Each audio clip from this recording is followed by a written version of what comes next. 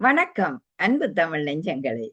நறுக்கென்ற 4 வார்த்தை உங்களுடன் நகுலா சிவநாதன்.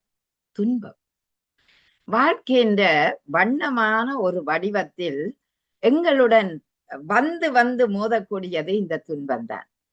துன்பம் என்பது இயல்பாக எங்களோட வாழ்க்கையில வர்ற ஒன்று. அதனால்தான் நாங்கள் துன்பத்தை கண்டு துவண்ட விடக்கூடாது. துன்பம் வரும்போது இன்பமும் வரும் என்ற நம்பிக்கை கொள்ள வேண்டும்.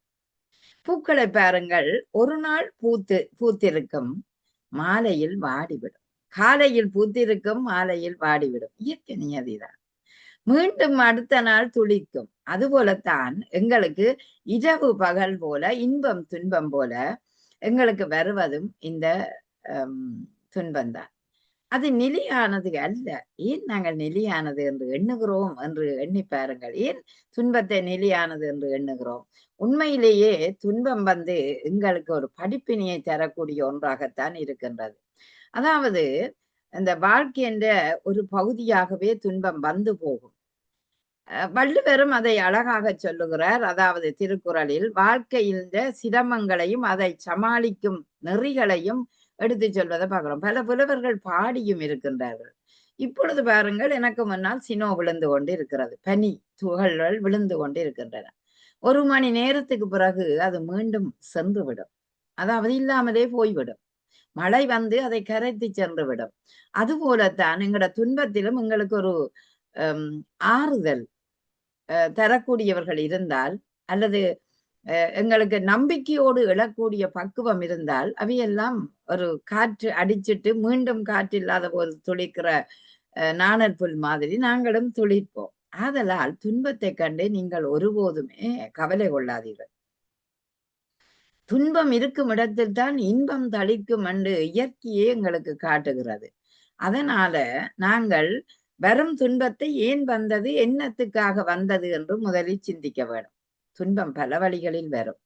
இறப்புக்கு வரும், அதே நேரம் நோய்க்கு வரும், அதே நேரம் ஒன்று தொலைத்து விட்டால் வரும், இல்லாமல் ஒன்று கிடைக்கவில்லை என்ற ஏமாற்றத்திலும் வரும், அல்லது ஒரு தேர்வில் நான் தோல்வி அடைஞ்சிட்டேன் என்றால் மீண்டும் அதிலும் ஒரு துன்பம் வரும். அதனால் அந்த துன்பத்தை கண்டு துவளாதீர்கள். இன்பம் ஒரு நாள் வரும் என்று நம்பிக்கையோடு காத்திருங்கள்.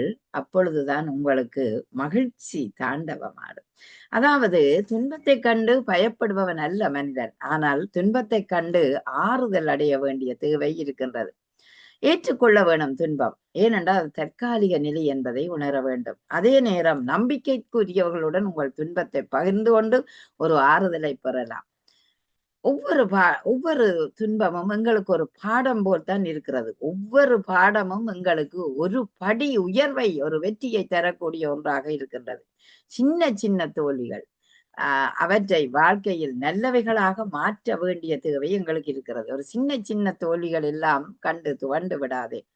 துக்கம் என்பது முடிவு அல்ல, அது முடிவு இல்லை.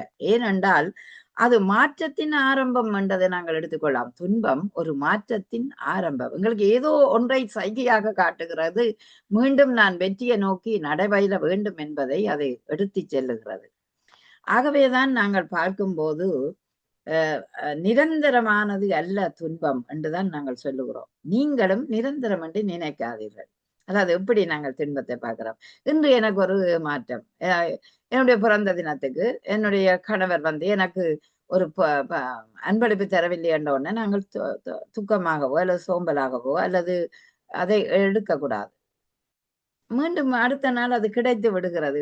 அப்பொழுது மகிழ்ச்சி வருகிறது. ஆதலால் தான் குழந்தைகளுடைய மனமும் உடனே வாடிவிடும். நீங்கள் ஏதாவது பொருளை கொடுக்காவிட்டால் அல்லது அந்த பிள்ளைக்கு விரும்பிய உணவை கொடுக்காவிட்டால் அது சோர்வடைந்து கொண்டிருக்கும். ஆனால் அடுத்த நாள் மீண்டும் அவர் ஏன் சோர்வடைந்தார், இதற்காகத்தான் என்று அறிந்து அதை வாங்கி கொடுக்கும் போதோ அல்லது அதை செய்து கொடுக்கும் போதோ பிள்ளை மகிழ்ந்து விடும். ஆதலால் துன்பத்தை கண்டு துவளாதீர்கள். இறப்பு ஒரு மறக்க முடியாத இதை தரும். அதுவும் சில காலம் உங்களை சோதிச்சு பார்க்கும். மீண்டும் நீ மகிழ்ச்சியோட வாழ இழ வேணும் என்பதை காட்டும். அதனால்தான் தாவரங்களை பாருங்கள். அந்த மரங்கள் சில நேரம் கோடை காலத்தில் மகிழ்ந்திருக்கும், விண்டர் காலத்தில் வாடிவிடும். இலைகள் எல்லாம் உதிர்த்து சோகமாயிருக்கும். ஆனாலும் அந்த சோகத்துக்குள்ளும் ஒரு சுகம் இருக்கிறதை பார்க்கிறீர்களா? இயற்கையே எங்களுக்கு காட்டுகிறது. அவர்கள் மீண்டும் துளிர்ப்பார்கள். அதாவது கோட வர மீண்டும் அவர்கள் துளிக்கக்கூடிய உறுதியை அவர்கள் தன்னம்பிக்கையாக தங்கள் வேரில் வைத்திருக்கிறார்கள்.